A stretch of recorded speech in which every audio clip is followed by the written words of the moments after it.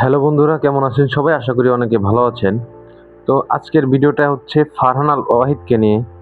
ফারহান ওয়াহিদকে আপনারা সবাই চিনেন।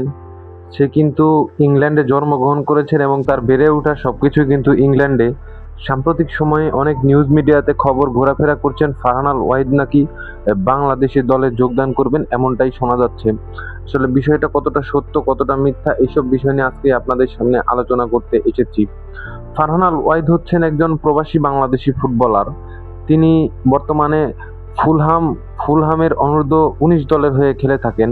সেই ক্লাবটিতে সে ফুলহাম অনূর্ধ্ব-12 থেকে এখন পর্যন্ত সে খেলছে। 2025 সালে সে ফুলহাম বয়সভিত্তিক দলে কিন্তু খেলেছেন এবং সে সেখানে কিন্তু চুক্তি স্বাক্ষর করেছে। এখানে আলোচনা চলছে ফারহান আল ওয়াহিদকে নিয়ে। ফারহান নাকি বাংলাদেশে আসবে এমনটাই জানিয়েছেন বাফুফের সহসভাপতি ফাহাদ করিম। এখন বিষয়টি হচ্ছে কতটা সত্যতা রয়েছে এর বিষয়ে। ফারহানের বাবা কিন্তু নিশ্চিত করেছেন সে বাংলাদেশের হয়ে খেলতে চায়, কিন্তু তারা আরো সময় চেয়ে নিয়েছে বিষয়টি ভেবে দেখার জন্য।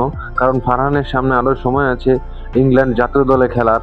সে কিন্তু ভালো একজন লেফট উইঙ্গার, রাইট উইঙ্গার বলতে পারেন। সে কিন্তু দারুণ খেলে থাকে এবং প্রতি ম্যাচে তিনি প্রায় এভারেজে গোল করে থাকেন।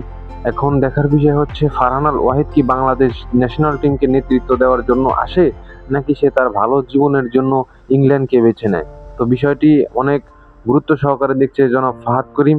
তো এখনো বিষয়টি নিশ্চিত করা হয়নি যে কি হবে আগামীতে। এখন মূলত ফারহান আল ওয়াহিদ বাংলাদেশে আসবেন কিনা সেটা নিশ্চিত করেনি, এখন সেটা ডিসাইডও করেনি। সে এটা ভেবে দেখার জন্য সময় চেয়ে নিয়েছেন।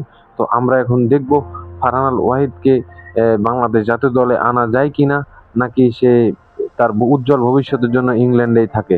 তো ধন্যবাদ সবাইকে এতক্ষণ সাথে থাকার জন্য। আর যারা চ্যানেল নতুন হয়ে আছেন অবশ্যই সাবস্ক্রাইব করবেন। ধন্যবাদ সবাইকে।